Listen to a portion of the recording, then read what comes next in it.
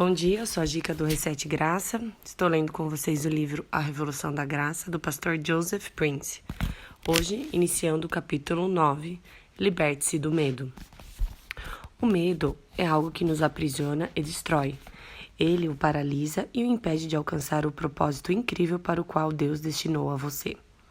O medo faz você se sentir inadequado e inseguro e traz efeitos colaterais nada saudáveis que variam desde ataque de pânico a distúrbios de sono.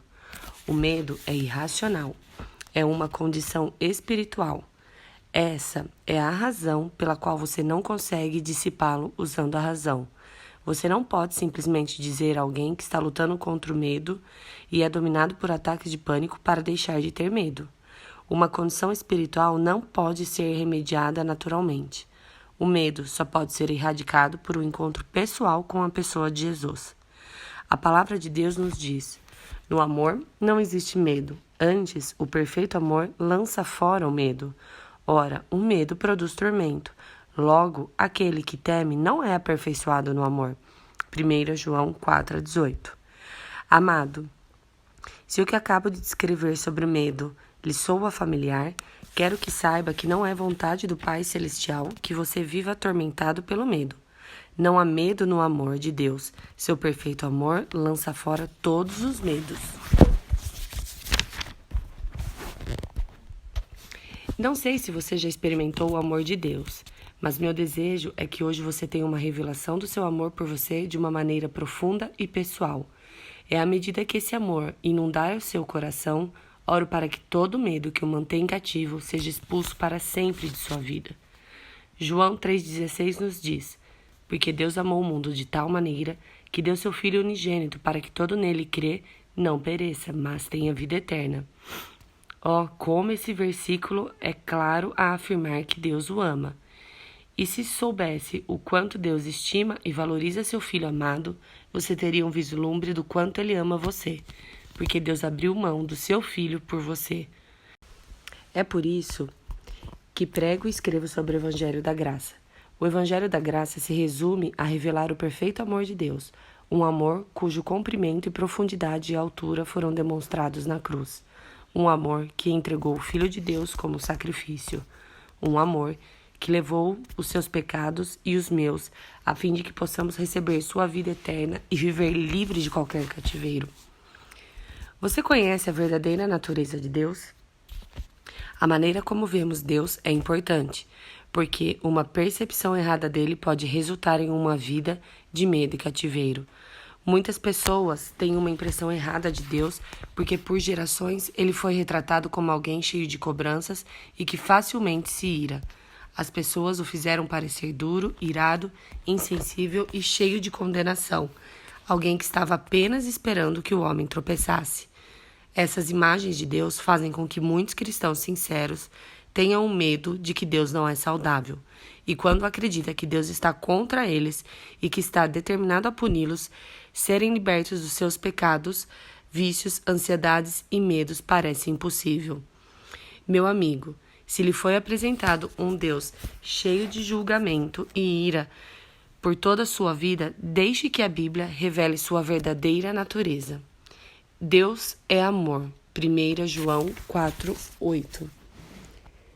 Mas tu, Senhor, és Deus compassivo e misericordioso, muito paciente, rico em amor e fidelidade. Salmos 86:15. O Senhor nosso Deus é misericordioso e perdoador, apesar de termos sido rebeldes. Daniel 9:9. Ó Senhor, as suas misericórdias e as tuas bondades são desde a eternidade. Salmos 25:6. Esse é o nosso Deus é amor. Ele é lento em se irar, gracioso e paciente. Ele é cheio de perdão, de bondade e de ternas misericórdias. Isso é exatamente o oposto de como o mundo, até os filmes de Hollywood, gosta de retratar a Deus. Graças a Deus por podermos recorrer à sagrada palavra para saber a verdade. Veja Jesus, o amigo dos pecadores, e veja Deus. Se você quer entender mais acerca da verdadeira natureza de Deus, simplesmente olhe para Jesus. Quem me vê a mim, vê o Pai. As palavras que eu vos digo, não as digo por mim mesmo, mas o Pai que permanece em mim faz as suas obras. João 14, versículos 9 e 10. Você já ouviu Jesus irar-se com pecadores? Já ouviu furioso com as prostitutas ou com os coletores de impostos? Ele repreendeu a mulher junto ao poço que teve 5 maridos ou a mulher que foi surpreendida em adultério? Bem, ele às vezes ficava irado com os escribas e fariseus, que achavam-se os donos da verdade, que tinham o coração endurecido e que resistiam à graça, mas era sempre bondoso e amoroso com os pecadores e os pares da sociedade. Essa é a natureza do seu Pai Celestial. Jesus demonstrava tal graciosidade que os que o odiavam rotularam sarcasticamente de amigo de pecadores, para questionar sua integridade. Ver Mateus 11:19. O mesmo tipo de acusação é lançada contra o meu ministério hoje quando prego sobre a graça de Deus e seu coração paternal de amor. As pessoas me chamam de todo tipo de nomes horríveis. Fui acusado de ser complacente com o pecado, de dar às pessoas licenças para pecar e até de dar às pessoas uma desculpa para os homens deixarem suas esposas e se casarem com suas secretárias. Isso não poderia estar mais distante da verdade. Se ler estes meus outros livros, você conhecerá minha posição quanto ao pecado. O pecado traz consequências destrutivas e sou completamente contra eles. Mas como carrego dentro de mim o coração do nosso Senhor Jesus, amo o pecador e amo todo cristão, ainda que eles lutem contra o pecado. Aqueles que odiavam Jesus o chamavam de amigo de pecadores, mas o que pretendia ser um rótulo depreciativo é, na verdade, uma bela imagem da sua graça. A graça não afasta o pecador, ela o persegue. A graça não isola aqueles que erram, ela os abraça e os cura, gerando verdadeira transformação interior. A graça não condena os que estão lutando contra o pecado, ela produz santidade. Assim como o meu Senhor Jesus, quero ser conhecido como um amigo dos pecadores. Os pecadores só encontram desespero, julgamento e condenação na lei, mas encontram esperança, alegria e liberdade em Jesus. Ele lhes mostrou sua graça e ela os transformou. E eles deixaram de ter uma vida de pecado e passaram a ter uma vida de santidade. Jesus nunca foi complacente com os pecados deles. 1000 vezes não. Como ele poderia, se deu sua vida justamente para salvá-lo de seus pecados. Vemos um exemplo do amor do nosso Senhor pelos pescadores quando ele se tornou amigo do corrupto coletor de impostos, Zaqueu. Ele se convidou para ir à casa de Zaqueu, amou-o e demonstrou-lhe graça. Antes de a noite terminar, Zaqueu se levantou diante de todos os seus convidados e disse a Jesus: Senhor, resolvo dar aos pobres a metade dos meus bens, e se em alguma coisa tenho defraudado alguém, restituo 4 vezes mais. Lucas 19:8. Esse é o poder da graça. A graça transforma a vida das pessoas de dentro para fora.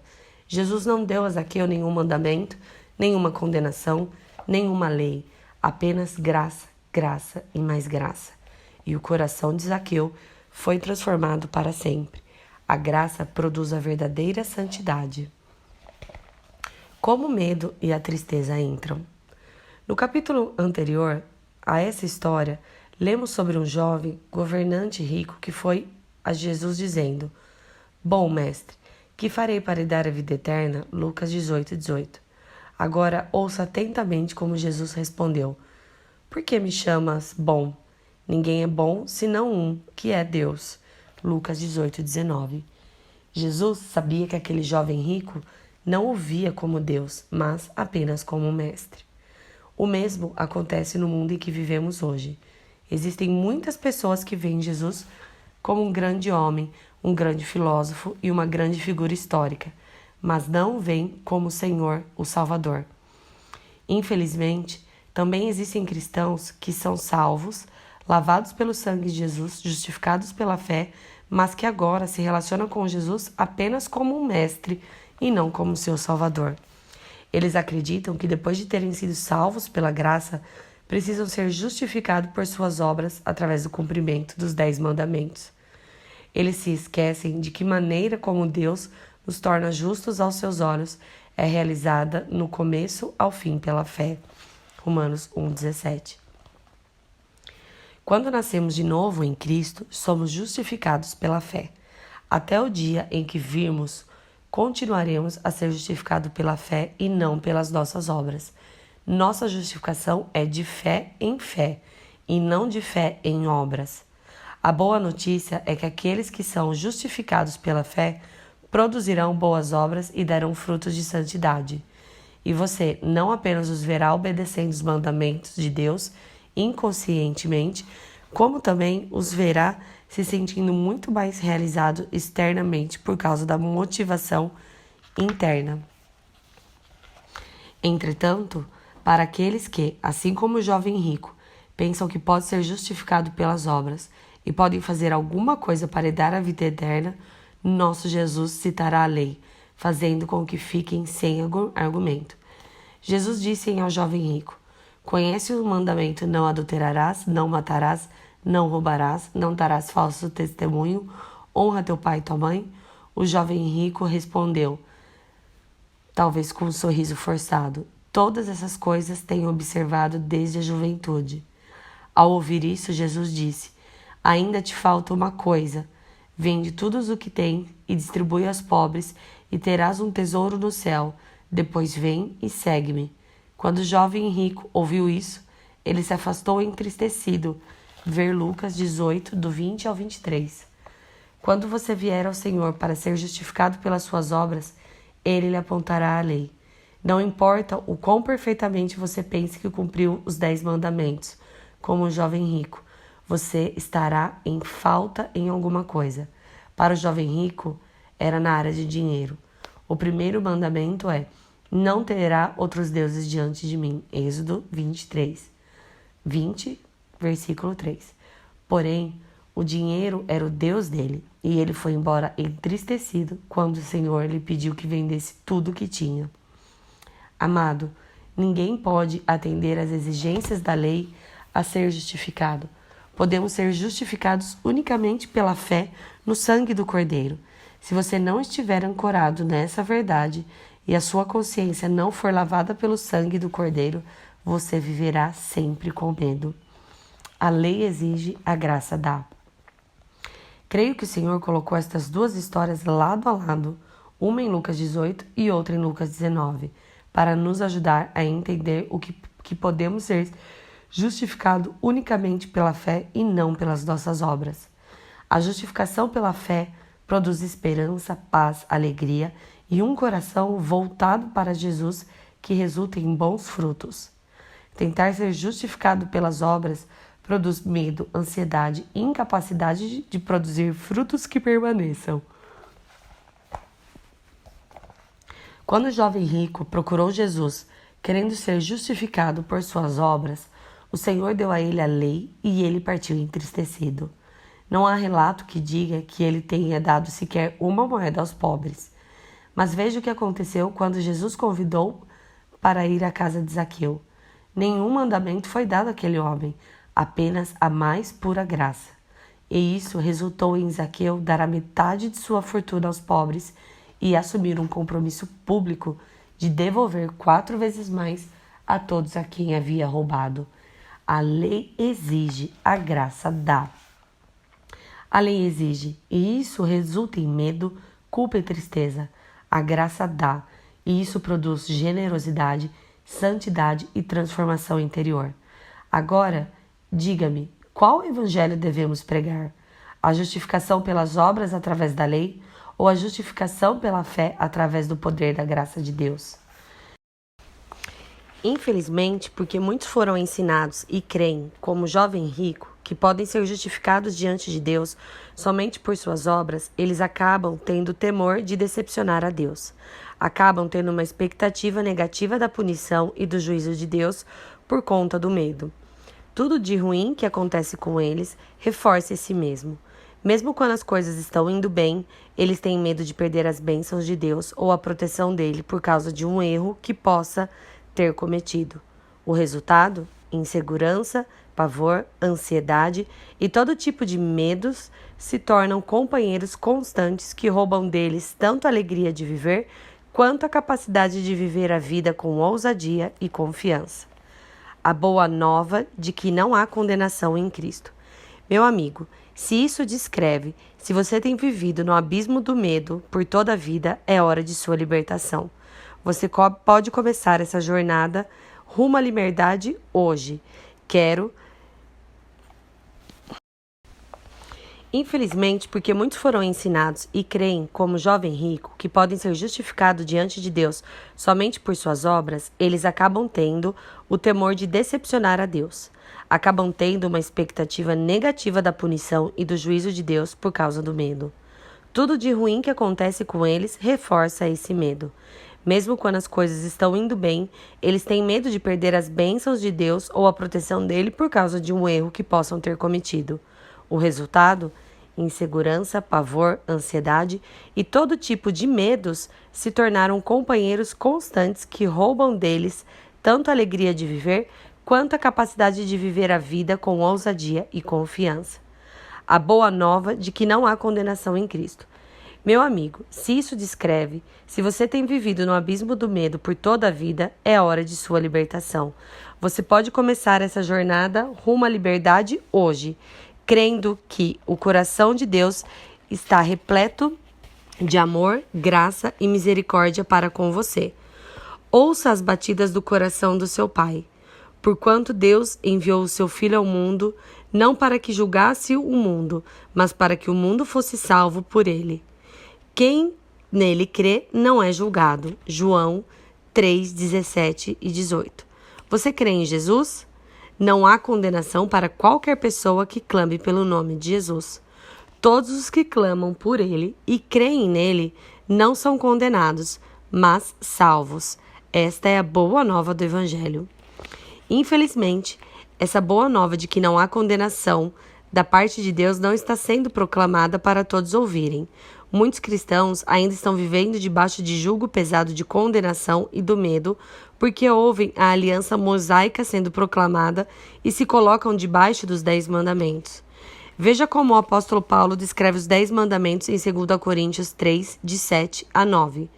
E seu ministério da morte, gravado com letras em pedras, se revestiu de glória, a ponto de os filhos de Israel não poderem fitar a face de Moisés por causa da glória do seu rosto, ainda que desvanecente, como não será de maior glória o ministério do Espírito, porque se o ministério da condenação foi glória, em muito maior proporção será glorioso o ministério da justiça.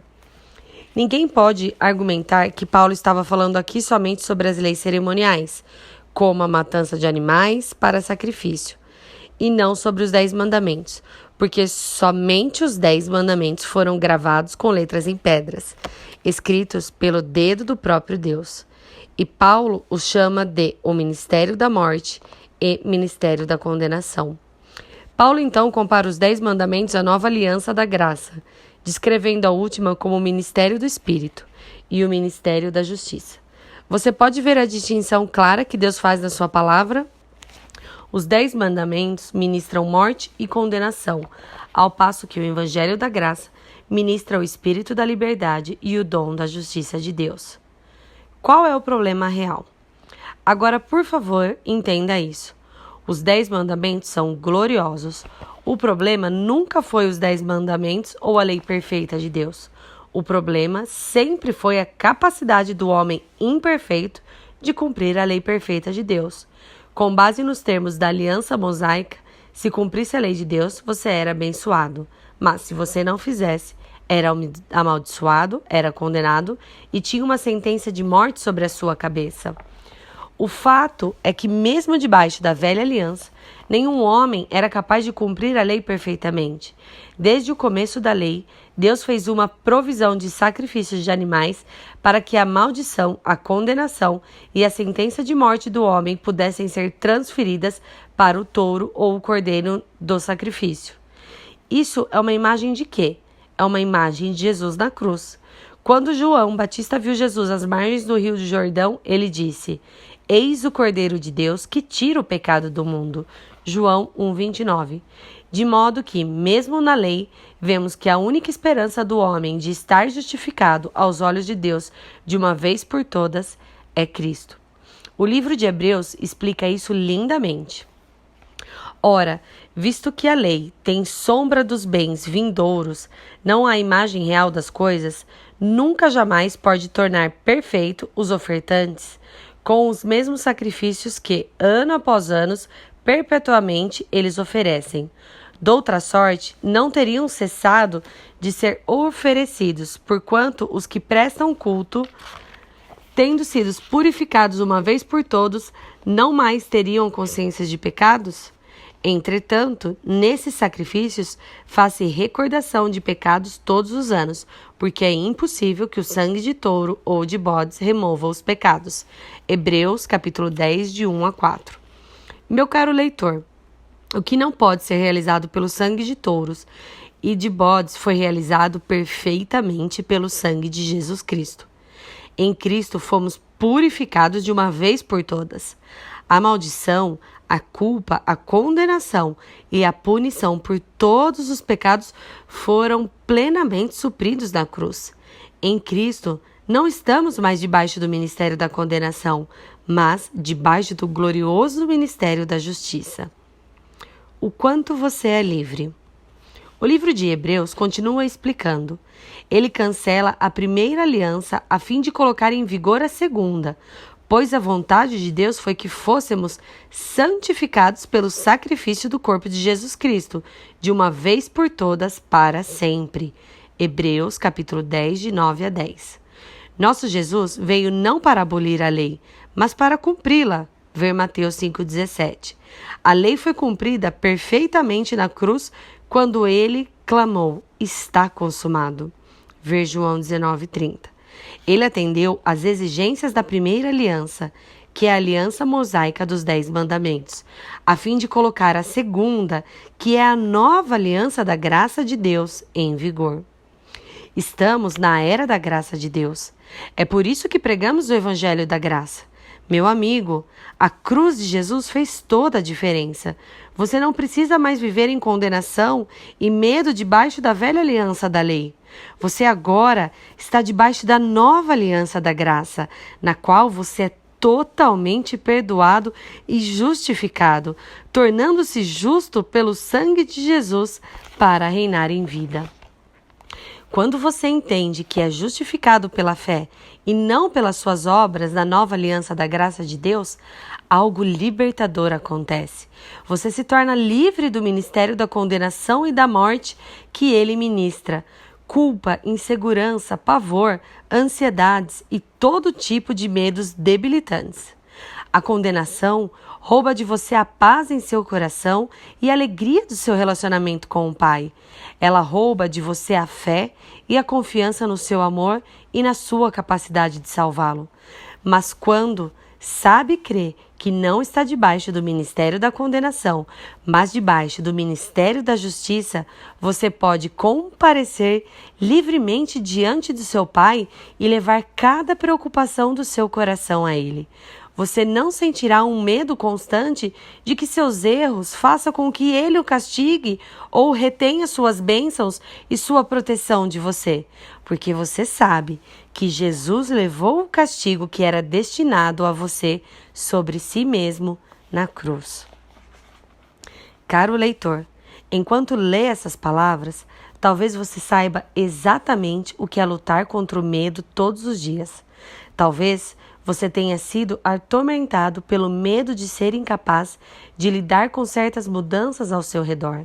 Talvez o medo de perder sua saúde, seu emprego, seus filhos ou a própria vida o mantenha acordado durante a noite. Talvez você sofra de ataques graves de ansiedade e a própria ideia de ir a qualquer lugar fora da sua casa o encha de um medo sufocante. Quero que você saiba que essa não é a vida que Deus quer que você viva. Através do sacrifício de seu Filho e da perfeição da obra consumada de Cristo, Ele fez um caminho para você viver livre do cativeiro do medo. A mãe de todos os medos. O que compartilhei até agora neste capítulo é fundamental para você se libertar de todo medo, cativeiro e ciclo de derrota em que talvez você se encontre. Eu o encorajo a dedicar algum tempo para reler as sessões anteriores e realmente meditar nas verdades libertadoras da palavra de Deus que compartilhei com você. Medite em como elas se aplicam a você pessoalmente. Creio que à medida que fizer isso, você terá a experiência de ver pessoalmente cada nó de medo se desfazendo enquanto compreende o amor perfeito do Senhor por você. Em Cristo, você foi redimido de todos os medos. Você não precisa mais viver com medo do juízo, do castigo e da condenação por parte de Deus pelos seus pecados. Por ser um crente em Jesus, a maldição da lei e seu ministério de morte e condenação não tem mais domínio sobre você. Sua palavra proclama vitoriosamente que Cristo comprou a nossa liberdade, nos redimindo da maldição da lei e da sua condenação, fazendo-se Ele próprio maldição em nosso lugar, porque está escrito nas Escrituras: maldito todo aquele que for pendurado no madeiro, for crucificado. Gálatas 3:13. Você foi redimido. Você sabe qual é a mãe de todos os medos? Creio que é o medo da morte. Por que os cristãos sentem medo da morte se eles foram perdoados, justificados e redimidos? É simples. Quando os cristãos não creem que todos seus pecados foram punidos e perdoados da morte de Jesus Cristo na cruz, sua consciência nunca está tranquila. O resultado é que o salário do pecado, que é a morte, continua a oprimi-los e os mantém cativos. Mas eis a boa nova. A palavra de Deus nos diz que, porque os filhos de Deus são seres humanos, feitos de carne e sangue, o Filho também se tornou carne e sangue, pois somente como um ser humano ele poderia morrer, e somente morrendo ele poderia quebrar o poder do diabo, que tinha o poder da morte. Hebreus 2,14. Por que ele fez tudo isso? Para que livrasse todos que, pelo pavor da morte, estavam sujeitos à escravidão por toda a vida. Hebreus 2,15. O nosso Senhor Jesus quer que sejamos livres do medo da morte e de qualquer cativeiro. Leia Hebreus 2,15 novamente, e você verá que o medo da morte leva a outros medos e cativeiros.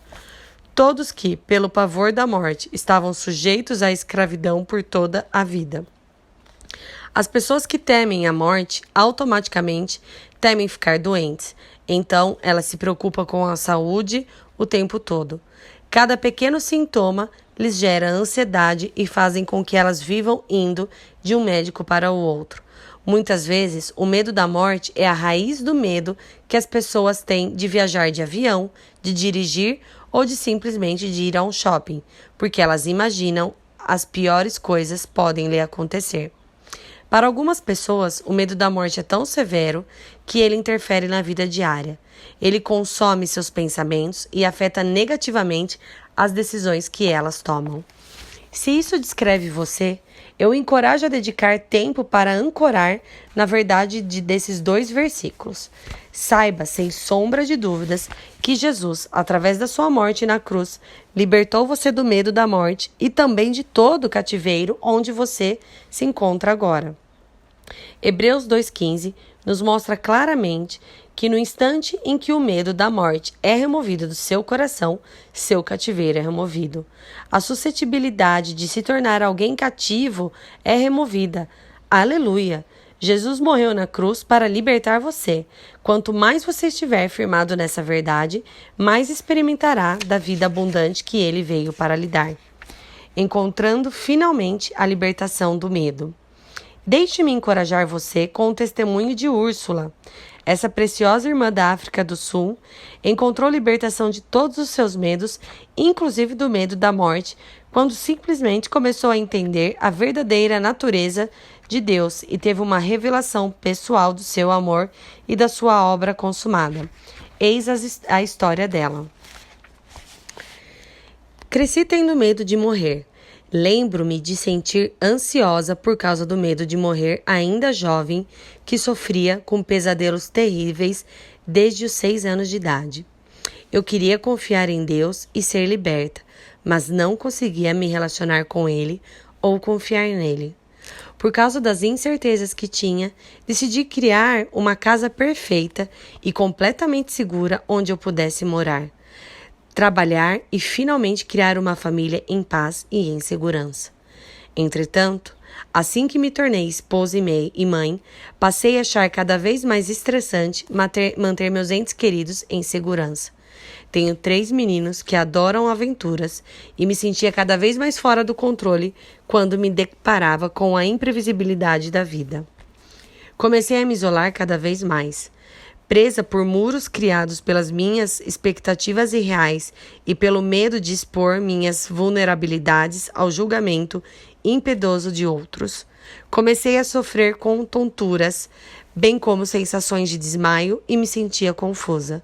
Eventualmente, minha ansiedade aumentou a ponto de ficar paralisada de medo. Passei por vários exames e especialistas diferentes, mas nenhum conseguia identificar uma causa específica para os sintomas. Eu me sentia como a mulher da Bíblia que tinha um fluxo de sangue e que gastou todo o seu dinheiro procurando diferentes curas, mas nada funcionava. Há 3 anos e meio dei entrada em um hospital devido a ataques de pânicos incessantes que duraram quase uma semana. Era um poço tão escuro e profundo que eu me esforço para encontrar palavras para descrever a sensação adequadamente. Eu me sentia como se tivesse sido enterrada viva no inferno, completamente desconectada com Deus e dos outros. Mas, enquanto estava deitada naquela cama de hospital, Deus penetrou a confusão do meu pensamento cheio de medo e me mostrou amorosamente que Ele não era a fonte dos meus problemas, como eu havia passado a acreditar, mas sim a solução. Desesperadamente, agarrei-me a essa única verdade. Ao fazer isso, a ajuda começou a chegar. Deus trouxe um conselheiro à minha vida que pregou a graça de Deus para mim. Então meu marido, por acaso, foi almoçar com alguém em seu escritório e a esposa desse homem enviou um DVD de Joseph Prince para mim através do meu marido. Quando assisti ao DVD, a verdade que estava sendo pregado ecoou profundamente em minha alma. Dali em diante, entrei na internet e baixei MP3 e tenho ouvido esse material quase todos os dias durante os últimos 3 anos. Quando abracei o amor poderoso do meu Pai, que Ele colocou à minha disposição em Cristo, meu coração foi transformado e comecei a florescer e a desabrochar. Faz 3 anos desde a minha visita ao hospital e Deus tem restaurado progressivamente tudo que os gafanhotos devoraram. Fui curada a ponto de não necessitar mais de antidepressivos.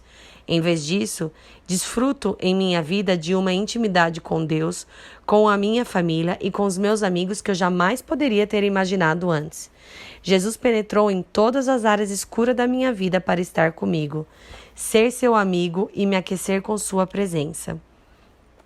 Ele me mostra o amor e o perdão e restaura a minha esperança no futuro. Agradeço a Deus pelo ministério de Joseph Prince, de revelar a verdade de quem Deus é às pessoas desesperadas por intimidade com seu papai e por pregar destemidamente as boas novas do Evangelho da Graça. Que testemunho glorioso sobre a libertação de um medo paralisante. Amo a maneira como Úrsula agora está desfrutando de uma intimidade com Deus que ela nunca pensou ser possível. Quando não tinha uma revelação do seu amor e perdão, ela não conseguia se relacionar com Deus e confiar nele para ser livre. Na verdade, ela até acreditava que Deus era a fonte de seus problemas. Como você pode ver, quando sua percepção de Deus e a forma como você lida com ele se baseia na lei mosaica da velha aliança, é impossível ter um relacionamento íntimo com o Senhor e você continua entrincheirado nos seus medos. De forma oposta, quando tem uma revelação do amor de Deus e se aproxima dele, não através da lei, mas confiado inteiramente na sua graça, você alcança a intimidade com ele que tanto anseia ter. Quer seja o medo da morte, o medo da rejeição, o medo do fracasso, um problema de relacionamento ou um vício prolongado, você vencerá esse desafio enquanto seu amor e poder operam poderosamente em você, através de você e por você. Você não pode fazer outra coisa senão florescer e desabrochar enquanto se envolve na glória do amor poderoso de Deus e em sua maravilhosa graça.